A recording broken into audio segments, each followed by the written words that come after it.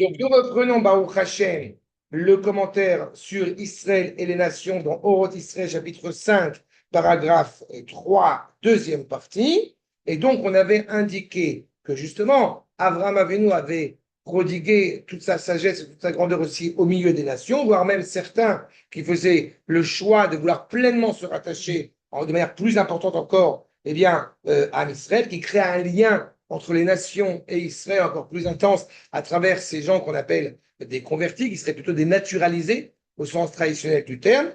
Et je reprends à cet endroit-là. I doreshet leolam maasim achokekim yafe et tipusa bekirba penima.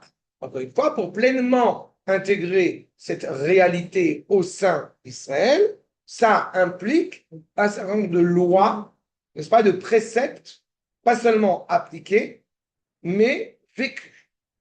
Hein. Je me permets d'attirer votre attention sur le fait que j'ai coutume de dire aux gens que je prépare à la conversion que ne, ne vous focalisez pas sur le Beddin. Pourquoi? Parce qu'il y a quelque chose qui... Je comprends le stress, parce qu'on a envie de réussir, surtout les soldats, etc. Mais ce qui importe, c'est pas de passer le bac avec mention.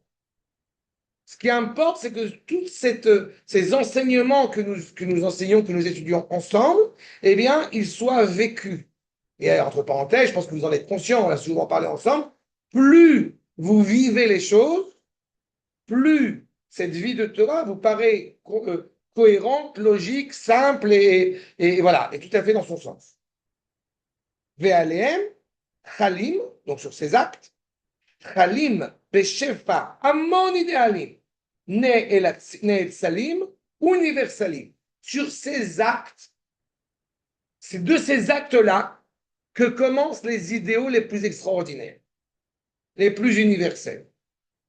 Vous savez, certains énergumènes, malheureusement pas très instruits, qui vont dire non, mais la cache-route, c'est de la bêtise, c'est plus d'actualité. Ben, ils se plantent totalement. Sa mécompréhension du sens de la cache-route, des tefilines, de Shabbat, etc., fait qu'il arrive à des conclusions aussi insipides.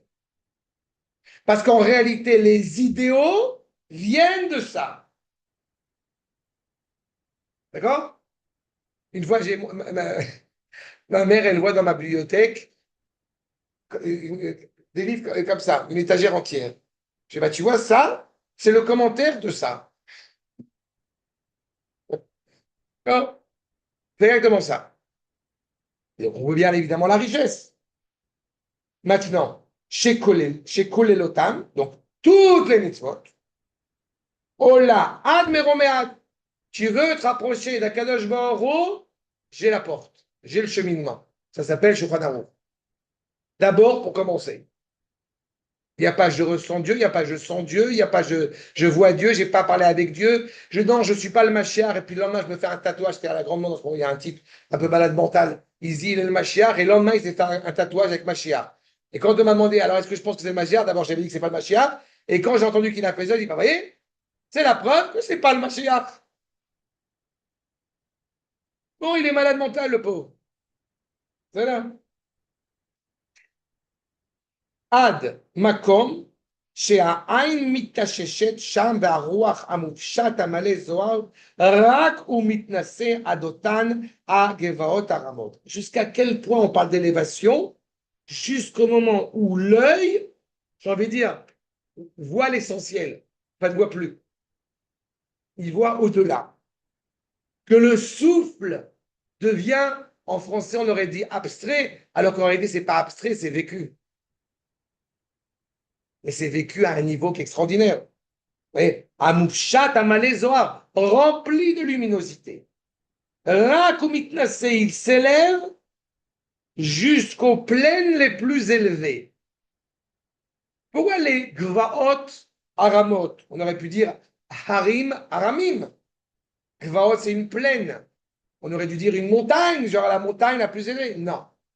Parce que plus on s'élève sur ces cheminements, si je puis dire, divins, plus l'humilité germe en nous. Donc on est très élevé sur des plaines. n'est-ce pas? Être rattaché à la Torah et avoir le sentiment que on ne sait pas grand-chose.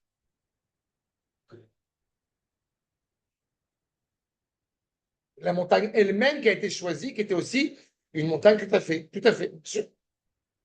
Maintenant, Tzimtzum, on se rappelle que le Tzimtzum, c'est donc par un petit peu genre comprimé, réduit, n'est-ce pas? Maaseh ve'archava ruchanit yardav, inam amadbea arashi, shel tzivion Israël. On n'est pas en train de s'enorgueillir de nos actes, n'est-ce pas? Nous avons une cohérence, encore une fois, qui s'avère d'actes a priori petits, et pourtant animés d'une grande intensité spirituelle. Vous n'avez pas vu, par exemple, dans la Torah, que Abraham Avinu, il a passé son temps à faire des bénédictions autour de lui pour que les gens, eh bien, ils soient riches, beaux, gentils, mais ils aient des enfants. Non, il est allé, il a fait une fois. Une fois parce que Abimelech lui a demandé et que sa prière a été tellement entendue par Akadosh Borou qu'il a rendu la fertilité aux familles là-bas, alors que son épouse était coincée dans les mains d'Abimelech. Une fois. Mais on ne voit pas que c'est. Non. Quand il y a l'autre qui est enfermé, il aurait pu dire à Abraham Avinu, focus, focus. Non, on va se battre avec le M16. Ah, le M16. Ça veut dire qu'Abraham est allé à l'armée, ce qui évidemment est impensable, parce qu'Abraham était religieux. Aval, d'accord? D'accord? Mais c'est simple, c'est les actes concrets. Arshab. Donc, ensemble, Hen inam amadbea, c'est la pièce maîtresse. Vraiment la traduction littérale, mais vraiment la plus. Amadbea arashi, la pièce maîtresse chez le Tzivion Israël, l'essence même d'Israël. Mais qu'est-ce que vous avez de spécial, Israël? Réponse, bah rien, je suis moi. Am levadad, on est seul, on est isolé. Ve'or goim yachad. Et la lumière des nations, encore une fois, ensemble, nous nous préoccupons constamment d'être, et en étant, nous les éclairons. Ashkia amuchletet, l'obscurité absolue. Beshelat hasha'a, lo tuchal la'ativ lerucho. Avoir des idées nauséabondes, des idées morbides, d'obscurité absolue, de fin du monde, d'apocalypse, même ponctuelle, parce que c'est les Obéoshélat Hacha. Il y a des réalités où il y a des drames. Jamais ça n'a animé Israël de dire ça y est, le monde va partir, le monde va mourir. Jamais vous n'avez entendu quelqu'un qui étudie, qui est rattaché à la Torah, et même pas que rattaché à la Torah, mais surtout chez les gens proches de la Torah, que ça y est, c'est la fin, c'est fini. Tu comprends? Si on ne vote pas tel parti, c'est fini. L'État d'Israël est ruiné. Ça ne convient pas à l'esprit éclairé d'Israël. Ne tombez pas dans le panneau. Je n'ai pas dit croisons-nous les bras, ne faisons rien. C'est ce que je dis. Itmia, les Atim Rucho, Itmia, chez Atmia, pardon, chez Ruchot Miflaktiot. Encore une fois, inscrire malheureusement des souffles divers, des souffles, des idéologies qui passeraient leur temps à s'opposer l'une à l'autre. Chez Kol Inyanehen, pardon, M, Mechia ve Kalkala, Chomrit ve Sipuk esthétique. Tu comprends, c'est beau. Une sorte de, voilà, si toute notre entreprise était de favoriser une richesse économique, esthétique, comme ça arrive dans beaucoup de cultures, même si c'est totalement immoral et abject, mais c'est beau. Eh bien, Rakefi, Mashea Ainaksara, jugé bien évidemment, apprécié uniquement selon l'observation de mon regard suffisamment étriqué et erroné. On le voit dans l'histoire. Combien de gens, d'auteurs, de poètes, je ne sais pas quoi encore, sont passés, qui ont des belles lectures, qui ont des belles écritures, qui ont des beaux textes, des belles idées, puis on découvre que, bah non. on découvre que non seulement il trépasse, et ce qui se cache derrière est totalement nauséabonde.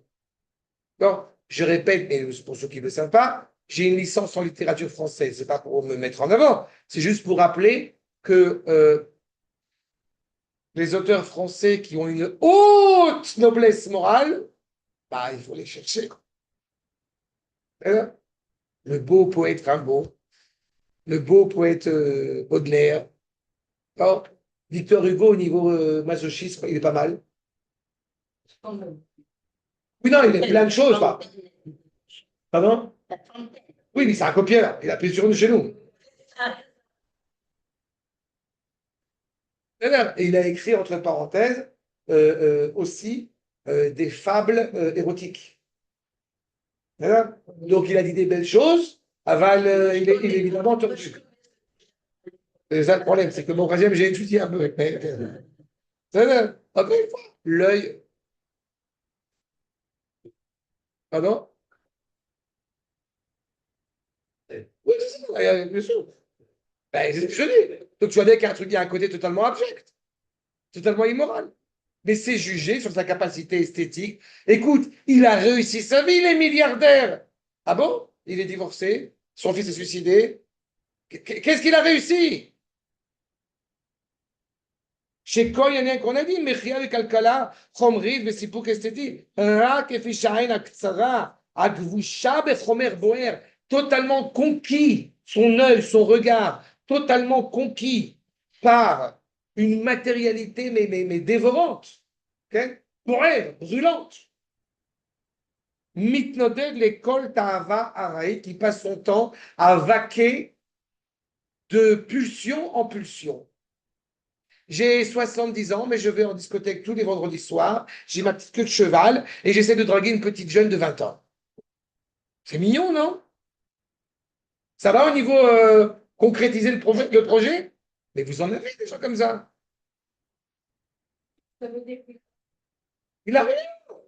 C'est un vide total. Oui, mais tu as créé une réalité pareille. Que Dieu préserve, pas toi, mais on a créé une réalité pareille. D'accord? J'ai 40 ans, je n'ai pas me marier, je suis encore trop jeune. C'est quoi Mais pourquoi me marier si tout votre divorce? Alors, je ne vais pas me marier. Oui, c'est des prétextes, ça. C'est des théroutiers. Et c'est pareil. Je veux être libre. Je veux profiter de ma vie. Bon, tout ce qu'on a compris, toutes les idées. Toutes ces idées-là sont contraires à la dimension d'éternité que représente Israël. Encore une fois, qu'est-ce qui vous donne un sens à votre vie? Je vous dis honnêtement, et je rigole parce que je me rends compte que je vieillis, mais c'est bien. Mais Shabbat dernier, tous mes enfants sont à la maison. C'est vrai. Mais je suis très honnête avec vous, je kiffe. D'accord? Je n'ai pas honte de le dire, mais c'est un bonheur. Il y a des interactions, ça bouge, ça truc, et on discute, et on joue, et on crie. Mais c'est ça qui me fait vibrer. D'accord? Exactement ça. Alors que si on est dans ce regard extérieur, de la ponctualité, de ce qui est encore une fois désuet, ponctuel, on veut se couper clairement de cela. Mais on croit que c'est ça la vérité. même elav, marchila yetkocho. Tu crois que tu vas t'élever grâce à ça, et en fait, tu vas te rendre compte, j'espère pas trop tard, à un moment donné, que tu es totalement affaibli. Tout le rapport des nations, pour reprendre notre problématique, tout le rapport des nations à l'égard de la réalité, à l'égard, on ne peut pas leur en vouloir, elle est vécue d'abord essentiellement de manière extérieure. Ça a une valeur l'extérieur, on ne néglige pas l'extérieur. Mais ce n'est pas la nature profonde d'Israël. Yaakov, comme vous le savez, n'a pas perdu son nom de Yaakov, même quand il devient Israël. Yaakov, c'est l'épine dorsale de la nation, c'est la Torah, c'est le souffle de la nation. Beth Yaakov, c'est la femme, comme vous le savez. C'est tout ce sens du foyer. Même quand on devient Israël, on ne cesse pas d'être Yaakov. Même quand on va se préoccuper de l'extérieur, c'est toujours, encore une fois, avec un lien inaltérable avec l'intérieur. On a appris de Esav à construire l'extérieur, mais seulement Esav néglige totalement l'intérieur. Donc quand on devient des Esaviens, que Dieu préserve, Et sans avoir cette épine dorsale, sans être conscient de cette épine dorsale, on se met en danger et on s'affaiblit automatiquement. Faut-il être un pays riche? Oui. Mais un pays riche à deux niveaux. Exactement. Cette force, encore une fois, d'être l'unité du souffle et du corps, de la neshama et du corps, c'est Israël. D'accord? Donc, c'est pour cela, encore une fois, que l'antidome Knesset Israël, jamais, jamais, jamais, Israël ne doit se taire d'Oumia, Mizimrata apnimit, de son chant intérieur. Nous avons une parole et il faut la prononcer, il faut le prodiguer. Tu veux l'entendre, tu veux pas l'entendre, je vais continuer. C'est ça la force, encore une fois, qui est unique, encore une fois, à Israël. On dépasse tous les partis, toutes les candidatures, toutes les idéologies possibles et inimaginables. Je suis rattaché à la Torah. Quand on est rattaché profondément à la Torah, c'est le souffle encore une fois, évidemment, on est rattaché à l'État d'Israël. Évidemment, on est rattaché à l'économie. Évidemment, on est rattaché à la culture. Évidemment, on met un patch Mashiach sur l'uniforme. Mais quand ceux qui malheureusement ne voient ça que comme une idéologie désuète, ponctuelle, en qui on n'aura un intérêt, évidemment, qu'est-ce qu'ils font? Enlève le patch, va en prison.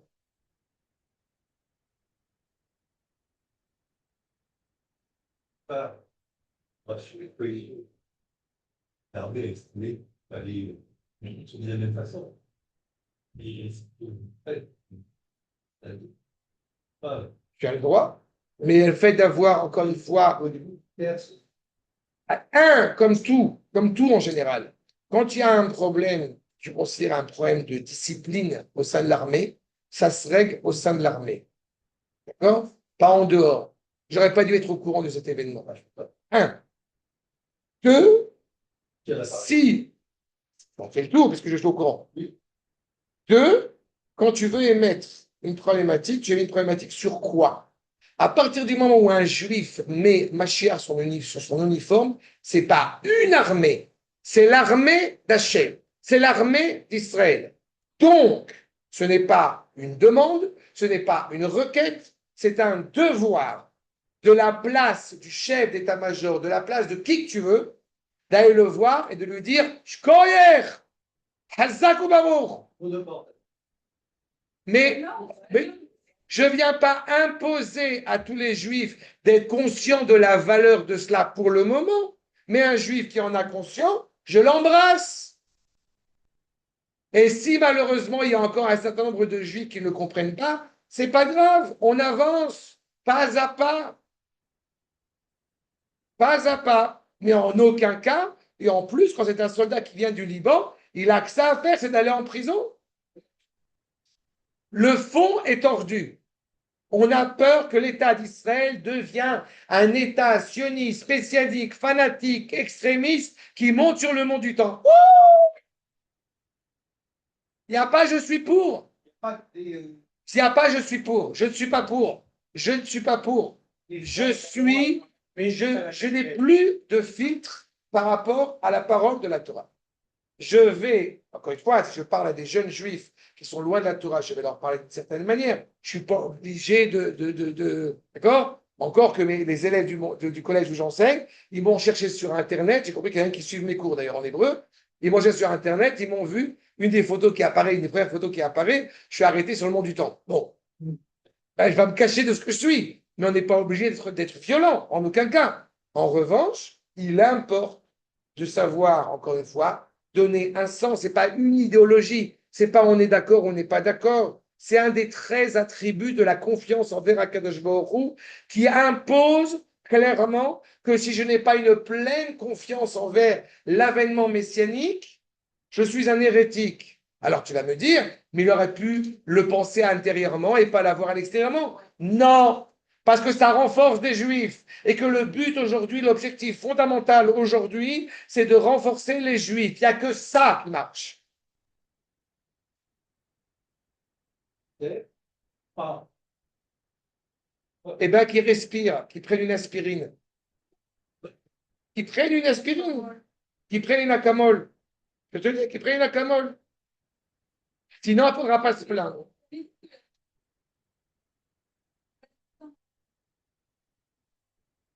Ouais. Son jeudi matin. Nelly, elle est montée jeudi matin. Ah oui, oui, oui. Oui, oui, oui, d'accord. Ok, ok, ok. Ouais, ouais. Ouais, ouais. Je sais, d'accord. Pas d'accord. Ouais, ouais, ouais, ouais. Ah, ouais. Mais c'est la vue. Écoutez, vous comprenez, mais c'est un combat, tout est un combat. Nous sommes encore une fois dans la dernière pente, donc c'est un combat. Et c'est un combat que nous menons avec le sourire, et même si vous voulez réduire le moral, eh bien, on ne vous laissera pas. Vous n'aurez pas ma haine de mon peuple. D'accord? Tov, shalom, kol touv. תודה רבה. תודה רבה.